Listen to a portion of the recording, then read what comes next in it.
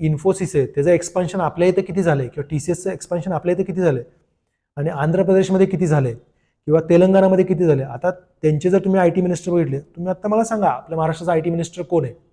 मी तुम्हाला तेलंगणाचं सांगू शकतो, नारा लोकेश आहेत, बँगलोरचे खरगे आहेत, तेलंगणाच्या आधी रामाराव होते. ते लोक म्हणजे तुम्हाला म्हणजे IT कंपनीच्या CEO पेक्षा जास्त ॲडव्हान्स आहेत आणि ते कंपनी खेचून आणतात आणि ते तुमच्या कंपन्या पण खेचणार आहेत. आपले जर IT मिनिस्टर मुंबईमध्ये बसून BMCच्या इलेक्शनमध्ये जर तुम्ही बिझी असणार आहे आणि तुम्हाला जर माहीत नाही की तुम्ही कुठल्या कंपनीला कधी पिच केलंय, तर ते लोक ती कंपनी खेचून येणार. तुम्हाला इथे इन्फोसिस दिसणार, तुम्हाला TCS दिसणार, पण ते 25,000वरनं 30,000वरच गेले असतील आणि तिकडे नारा लोकेशनी 10,000वरनं 40,000 नेणार तो. त्यामुळे हे जे सगळं आहे आणि आता चेन्नईमध्ये Tier 2 सिटीज ग्रो होत आहेत.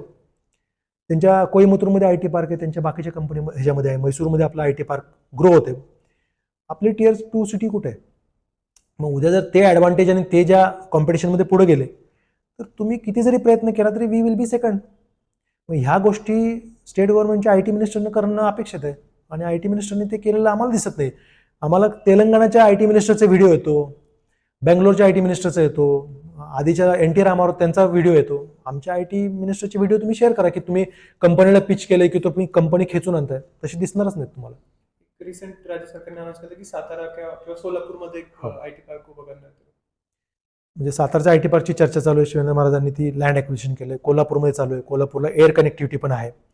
तर तिथं कसं आहे की तुम्ही ह्याच कंपनीला भविष्यामध्ये छोट्या शहरामध्ये झाल्याशिवाय पर्याय नाही. कारण का कसं आहे, जे आता कॉस्ट नंतर त्यांचं मार्जिन आहे ते छोट्या सिटीमध्ये ते मार्जिन मेंटेन होऊ शकतं. तर तुम्ही त्यांना दिलं पाहिजे की बाबा टॅक्स फ्री झोन्स दिले पाहिजेत. कारण का जर तुम्ही SEZचंच बेनिफिट त्यांना सातारामध्ये दिलं किंवा कोल्हापूरमध्ये दिलं तर ते तिकडे का जातील.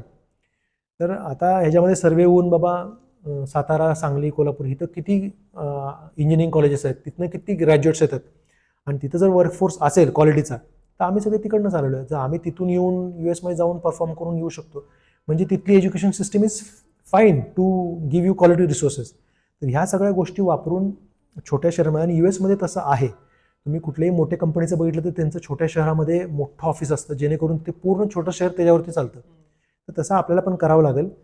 आता सातारच्या IT पार्कसाठी आम्ही तो इलेक्शनमध्ये तो मुद्दा घातला की आमची अपेक्षा आहे की तुम्ही IT पार्कवरती लक्ष द्यावं. मग उदयन महाराजांनी तो मुद्दा घेतला, शिवेंद्र महाराजांनी घेतला. तर हे सगळ्यांना करायचं की तुमच्या स्थानिक नेत्यांनी तो तुमचा मुद्दा घेतला पाहिजे जेणेकरून तो वरती पॉलिसी चेंज करेल आणि मग भविष्यात तुमच्याकडे IT पार्क आलं, कारण का 10 ठिकाणी जाणार आहे त्यातल्या एकाच ठिकाणी येणार आहे. त्यामुळे जिथला नेता ॲग्रेसिव्ह फॉलोअप करेल त्याच शहरामध्ये ते IT पार्क येईल.